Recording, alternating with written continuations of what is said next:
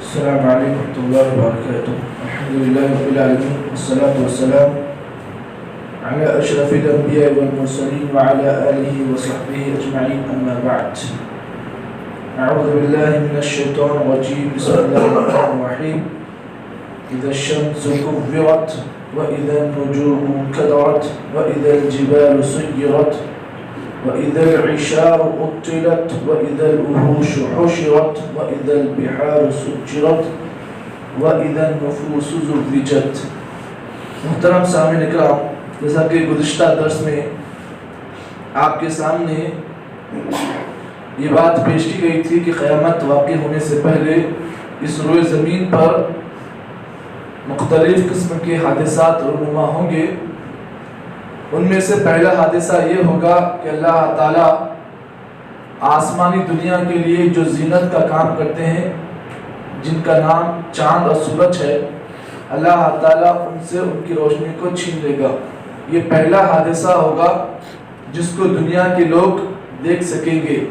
یہ قیامت واقع ہونے سے پہلے یہ منظر اللہ تعالیٰ دنیا میں اللہ تعالیٰ اس منظر کو پیش کریں گے کہ اللہ تعالیٰ سورج اور چاند سے ان کی روشنی کو اللہ تعالیٰ چھین لے گا. یہ پہلا حادثہ ہوگا. دوسرا حادثہ اللہ تعالیٰ نے آگے والی آیت میں کہا وَإِذَا النُّجُومُ انْكَدَرَتْ، اور جب ستارے بے نور ہو جائیں گے. ستارے بے نور ہو جائیں گے، اس کے دو مطلب ہیں. پہلا مطلب یہ ہے کہ اللہ تعالیٰ ستاروں سے ان کی روشنی کو اللہ تعالیٰ چھین لے گا. یہ پہلا مطلب ہے. اس کا دوسرا مطلب یہ بھی ہے کہ جو آسمان پر ستارے سیارے جو ہیں، اللہ تعالیٰ انہیں آسمان سے اس طریقے سے اللہ تعالیٰ انہیں دور کر دے گا. جیسے کہ مثال کے طور پر آپ اگر پھل ہے یا پھر کوئی درخت ہے، اگر اس پر کوئی پھل پک جاتا ہے تو جس طریقے سے درخت سے پھل پک کر گرتا ہے، اسی طریقے سے یہ آسمان سے سورج، آسمان سے جو ستارے ہوں گے یہ بھی جھڑ جائیں گے. یعنی جو تارے وغیرہ ہیں یہ جھڑ کر زمین پر گریں گے. تو ایک ایک ستارہ جو آسمان میں ہوتا ہے، ایک ایک ستارے کا حجم بہت بڑا ہوتا ہے. اسی طریقے سے آسمانی دنیا کی جو نظام ہے اللہ تعالیٰ اس کو بہتر جانتا ہے. بعض ستارے ایسے ہیں جو بہت بڑے بڑے ہیں، جنہیں انگریزی زبان میں ایک ایسا لفظ استعمال کرتے ہیں جسے مثال طور پر عطارد ہے، زہرہ ہے، مشتری ہے. یہ ستارے مختلف ہیں آسمان میں. تو اللہ تعالیٰ قیامت قریب کیا کرے گا؟ ان تاروں سے اللہ تعالیٰ ان کی روشنی کو چھین لے گا. ایک دوسرا مطلب یہ ہے کہ یہ تارے جو ہے آسمان سے گر کر زمین پر یہ لوگ پڑیں گے. اس کا تیسرا مطلب بعض علماء نے یہ بھی نکالا کہ اللہ تعالیٰ ان تاروں کا وجود ختم کر دے گا آسمان سے. انسان آسمان پر تارے دیکھنا جائے گا لیکن تارے اسے دکھیں گے نہیں، وجود پر ختم ہو جائے گا. اس کے تین مطلب ہیں. پہلا مطلب سرے سے اللہ تعالیٰ ان کی روشنی چھین لے گا. دوسرا مطلب یہ ہے کہ اللہ تعالیٰ ان کو آسمان سے اللہ تعالیٰ گرا دے گا زمین پر. یہ دوسرا مطلب ہے. اور تیسرا مطلب یہ ہے کہ اللہ تعالیٰ ان کے وجود کو مکمل طور پر اللہ تعالیٰ ختم کر دے گا. انسان تارے دیکھنے جائے گا لیکن تارے اسے نظر نہیں آئیں گے. چلیے ایک اور مسئلہ یہ ہے کہ اللہ تعالیٰ نے جب یہ آسمان دنیا بنائی تو اس میں بعض ستارے جو ہیں سورج اور چاند سے بڑے بڑے بھی ہیں. سورج اور چاند سے بڑے بڑے ستارے سیارے ہیں، لیکن ہماری نظر سے وہ لوگ اوجھل ہیں.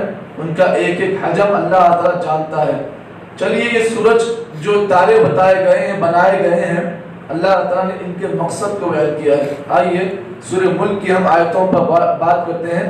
اللہ تعالیٰ نے فرمایا وَلَقَدْ زَيَّنَّا السَّمَاءَ الدُّنْيَا بِمَصَابِيحَ وَجَعَلْنَاهَا رُجُومًا لِلشَّيَاطِينِ وَأَعْتَدْنَا لَهُمْ عَذَابَ السَّعِيرِ. اللہ نے فرمایا کہ اے نبی صلی اللہ علیہ وسلم آپ اس بات کو جان لیں کہ ہم نے آسمانی دنیا کے لیے ان تاروں کو جو بنایا زینت بنایا.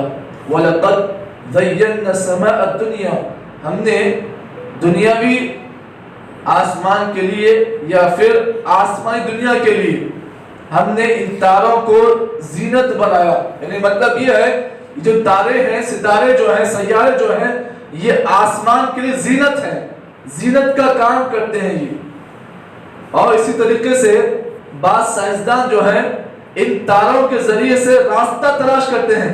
اللہ نے تاروں کو جو بنایا ہے، ستاروں کو جو بنایا ہے، ایک تو یہ آسمانی دنیا کی زینت ہے، اور دوسری چیز منزل آدمی سے تلاش کرتا ہے، راستے تلاش کرتا ہے اس سے. یہ ستارے جو ہیں جس کو آپ دیکھتے ہیں تاروں کو، ان سے آدمی ایک جگہ سے دوسری جگہ کی منزل کو آدمی طے کرتا ہے. یہ دوسرا بہت بڑا فائدہ ہے ستاروں کو بنانے کا. ایک تیسرا عظیم فائدہ اللہ نے اسی آیت میں کہا کہ وَلَقَدْ زَيَّنَّا السَّمَاءَ الدُّنْيَا بِمَصَابِيحَ. اللہ نے یہاں پر اس آیت میں سورہ ملک کی اس آیت میں اللہ تعالیٰ نے ستاروں کو اللہ نے چراغ سے تشبیہ دی ہے. سوال یہ پیدا ہوا کہ اللہ نے ان تاروں کو چراغ سے تشبیہ کیوں دی؟ جس طریقے سے ایک آدمی چراغ سے اندھیرے کو دور کرتا ہے، اسی طریقے سے یہ تارے جو ہیں آسمان سے تاریکی کو یہ دور کرتے ہیں. اسی لیے اللہ تعالیٰ نے انہیں چراغ اللہ نے قرار دیا ہے. وَلَقَدْ زَيَّنَّا السَّمَاءَ الدُّنْيَا بِمَصَابِيحَ وَجَعَلْنَاهَا رُجُومًا لِلشَّيَاطِينِ. تاروں کو بنانے کا تیسرا عظیم مقصد یہ ہے کہ ہم نے، اللہ تعالیٰ فرماتے ہیں وَجَعَلْنَاهَا، ہم نے ان تاروں کو شیاطین کے لیے مار بھگانے کا ذریعہ بنایا ہے. دیکھیے اللہ کے نبی صلی اللہ علیہ وسلم کو جب اللہ نے نبی بنایا، رسول بنایا، تو اس وقت اللہ تعالیٰ نے جب وحی کا مسئلہ شروع کیا تو یہ جو دنیا میں جو کاہن وغیرہ ہوتے ہیں، جن کے پاس جنات ہوتے ہیں، یہ لوگ کیا کرتے تھے؟ جنات کو اپنے قبضے میں لوگ کیے ہوئے تھے. جو کاہن جو دنیا میں ہوتا ہے، اسی لیے اللہ کے نبی نے فرمایا من اتا کاہنا فصدقه بما يقول فكذبوا بما انزل على محمد صلی اللہ علیہ وسلم. اللہ کے نبی نے فرمایا کہ جو کوئی آدمی کسی کاہن کے پاس آئے، کاہن کس کو کہتے ہیں؟ جو آپ کی ہتھیلی کو دیکھ کر آپ کی قسمت کا حال معلوم کرتا ہے کہ آپ کو یہ ہوگا، ایسا ہوگا، ویسا ہوگا، یہ ہوگا، وہ ہوگا. اللہ کے نبی نے فرمایا من اتا کاہنا فصدقه بما يقول. کاہن جو بات کہتا ہے آدمی اس کی تصدیق کرتا ہے، اس بات کو سچ سمجھتا ہے. اللہ کے نبی نے فرمایا فَكَذَّبَ بِمَا أُنزِلَ عَلَى محمد صلی اللہ علیہ وسلم. وہ آدمی اللہ کے نبی پر جو چیز نازل کی گئی جس کا نام قرآن مجید ہے، وہ آدمی اس کا انکار کرتا ہے. کاہن کی بات کی تصدیق کرنے والے کا گناہ کیا ہے کہ اللہ کے نبی پر جو چیز نازل ہوئی جس کا نام قرآن مجید ہے، وہ آدمی اس کا انکار کرتا ہے. یہ جو کاہن وغیرہ ہوتے ہیں، ان کے پاس کچھ شیاطین ہوتے ہیں، کچھ جنات وغیرہ ہوتے ہیں. یہ لوگ کیا کرتے ہیں؟ ان جنات کے ذریعے سے آسمان میں جو خبریں ہوتی ہیں وہ اس کو سننے کی کوشش کرتے ہیں.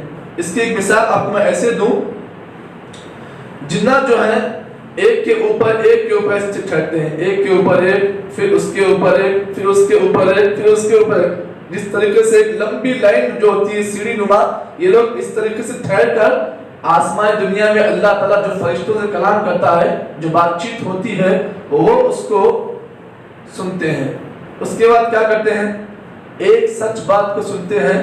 کاہن کے پاس آتے آتے وہ ایک سچ بات جو ہے تقریباً 80 جھوٹ ملا کر اس ایک بات کو پیش کرتے ہیں.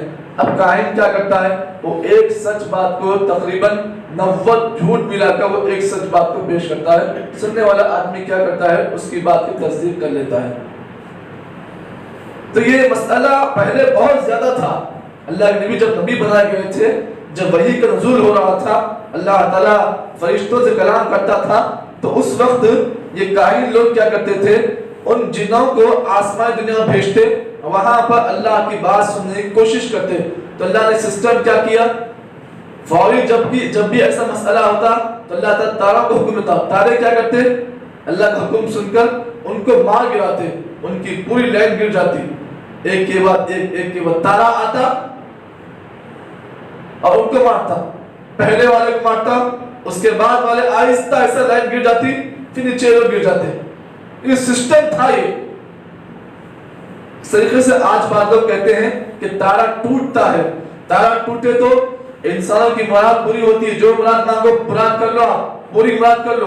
غیر مسلموں کی عقیدہ ہے کہ جب ٹوٹا تارا جب دیکھتے ہیں وہ لوگ تو فوری وہ لوگ دعا مانگنے لگتے ہیں، مرادیں مانگنے لگتے ہیں کہ ہماری وش یہ ہے کہ اللہ ہماری وش کو پوری کر دے.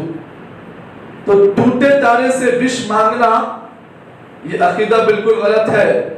جب تارے ٹوٹتے ہیں تو ان کی بہت بڑی وجہ ہے. وجہ یہ ہے کہ جب کبھی یہ شیاطین جو اللہ تعالیٰ کی بات کو سننے جاتے ہیں تو اس وقت اللہ تعالیٰ کیا کرتے ہیں؟ تاروں کے ذریعے سے اللہ ان کو مارتے ہیں.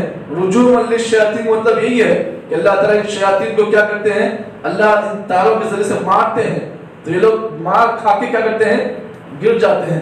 دراصل وہ جو تارا ٹوٹتا ہے وہ ان کو مارنے کی وجہ سے ٹوٹتا ہے. وہ ایک بہت بڑی حقیقت ہے, لوگ اسے نہیں سمجھ پاتے ہیں. بعض لوگ سمجھتے ہیں, عقیدہ یہ رکھتے ہیں کہ اگر تارا ٹوٹتا ہے تو جو وش مانگتے ہو آپ کو قبول ہوتی ہے.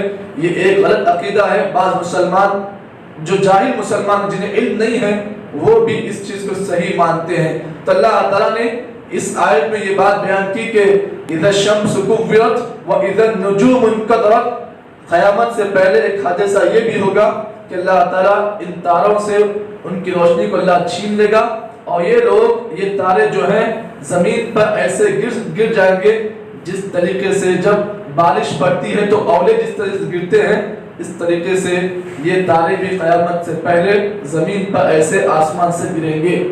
یہ اللہ تعالیٰ نے ایک حادثہ بیان کیا. آگے کی آیتوں میں اللہ تعالیٰ نے اور بھی حادثات انشاءاللہ بیان کیے ہیں, وہ آگے کے دروس میں آپ کے ساتھ پیش کی جائیں گے. بس اللہ سے یہی دعا کرتے ہیں کہ اللہ تعالیٰ جتنی باتیں بتانے کا موقع ملا اللہ تعالیٰ ہم تمام کو صحیح سمجھ کے ساتھ زندگی گزارنے کی توفیق عطا کرے. سبحان اللہ بحمدہ, سبحانک اللہم وبحمدک, نشہد ان لا الہ الا انت, نستغفرک ونتوب الیک.